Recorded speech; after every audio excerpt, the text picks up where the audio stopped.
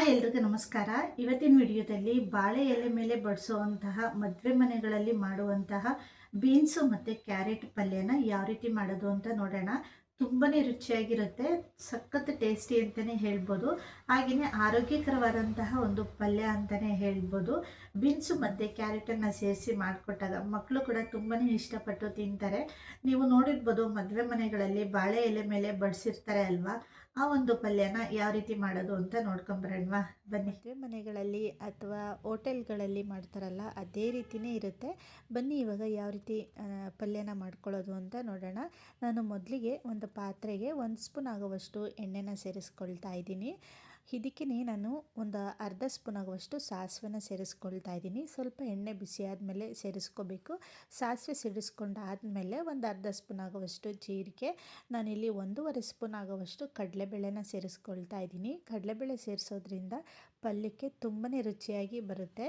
ಹಾಗೆಯೇ 1 ಸ್ಪೂನ್ ಆಗುವಷ್ಟು ಉದ್ದಿನಬೇಳೆನೂ ಕೂಡ ಸೇರಿಸ್ಕೊಳ್ತಾ ಇದ್ದೀನಿ. ಈ ಬೇಳೆಗಳನ್ನೆಲ್ಲ ಸೇರಿಸಿದ್ದಾದಮೇಲೆ ಇದೆಲ್ಲದನ್ನು ಕೂಡ ನಾವು ಸ್ವಲ್ಪ ಕೆಂಪಾಗೋವರೆಗೂ ಚೆನ್ನಾಗಿ ಫ್ರೈ ಮಾಡ್ಕೋಬೇಕು. ಇದೆಲ್ಲ ಚೆನ್ನಾಗಿ ಫ್ರೈ ಆದಾದಮೇಲೆ ಒಂದು 2 ನಿಮಿಷಗಳ ಕಾಲ ಚೆನ್ನಾಗಿ ಫ್ರೈ ಮಾಡ್ಕೊಂಡಿದ್ದಾದಮೇಲೆ ಒಂದು 2 ಮೀಡಿಯಮ್ ಸೈಜ್ದು ಈರುಳ್ಳಿನ ಈ ರೀತಿ ಸಣ್ಣದಾಗಿ ಕಟ್ ಮಾಡಿಕೊಂಡು, ಖಾರಕ್ಕೆ ನಾನಿಲ್ಲಿ ಒಂದು 3 ಹಸಿಮೆಣಸಿನ್ಕಾಯಿನ ಸೇರಿಸ್ಕೊಳ್ತಾ ಇದ್ದೀನಿ.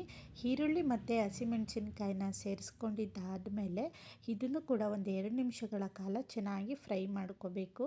ಅದ್ರ ಜೊತೆನೇ ನಾನಿಲ್ಲಿ ಸ್ವಲ್ಪ ಕರಿಬೇವಿನ ಸೊಪ್ಪನ್ನು ಕೂಡ ಸೇರಿಸ್ಕೊಳ್ತಾ ಇದ್ದೀನಿ.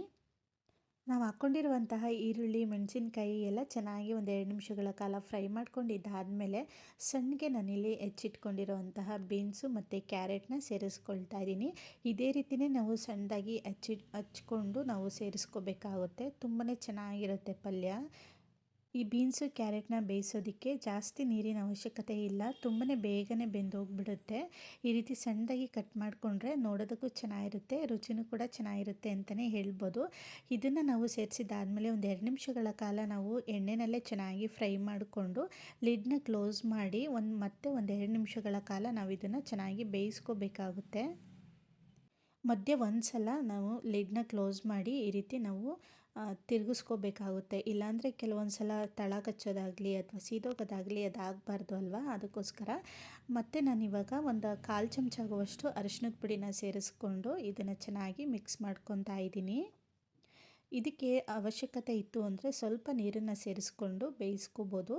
ನಾನಿಲ್ಲಿ ಇದಕ್ಕೆ 1 ಸೌಟ್ ಆಗೋವಷ್ಟು ಅಂದರೆ ಒಂದು 1/4 ಕಪ್ ಆಗೋವಷ್ಟು ನೀರನ್ನು ಸೇರಿಸ್ಕೊಂಡು ಇದನ್ನು ಬೇಯಿಸ್ಕೊಳ್ತಾ ಇದ್ದೀನಿ.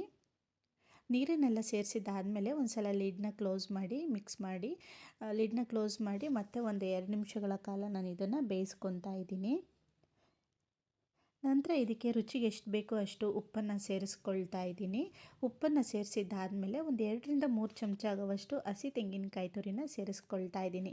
ಹಸಿ ತೆಂಗಿನಕಾಯಿ ತುರಿನ ಸೇರಿಸಿದ್ದಾದಮೇಲೆ ಪಲ್ಯದ ಟೇಸ್ಟೇ ಚೇಂಜ್ ಆಗಿ ಹೋಗ್ಬಿಡುತ್ತೆ, ಅಷ್ಟು ರುಚಿಯಾಗಿರುತ್ತೆ. ತೆಂಗಿನಕಾಯಿನ ಸೇರಿಸಿದ್ದಾದಮೇಲೆ ಈ ರೀತಿ ಚೆನ್ನಾಗಿ ಮಿಕ್ಸ್ ಮಾಡ್ಕೊಳ್ಳಿ. ತೆಂಗಿನಕಾಯಿ ಕೂಡ ಒಂದು 20 ಸೆಕೆಂಡ್ಗಳ ಕಾಲ ನಾವು ಎಣ್ಣೆಯಲ್ಲಿ ಈ ರೀತಿ ಚೆನ್ನಾಗಿ ಪಲ್ಯದ ಜೊತೆ ಮಿಕ್ಸ್ ಮಾಡಿಕೊಂಡು ಫ್ರೈ ಮಾಡಿಕೊಂಡ್ರೆ ತುಂಬಾ ಚೆನ್ನಾಗಿ ಬರುತ್ತೆ. ಕೊನೆಯದಾಗಿ ನಾನಿಲ್ಲಿ ಸಣ್ಣದಾಗಿ ಹೆಚ್ಚಿಟ್ಕೊಂಡಿರೋಂತಹ ಸ್ವಲ್ಪ ಕೊತ್ತಂಬರಿ ಸೊಪ್ಪನ್ನು ಸೇರಿಸ್ಕೊಳ್ತಾ ಇದ್ದೀನಿ.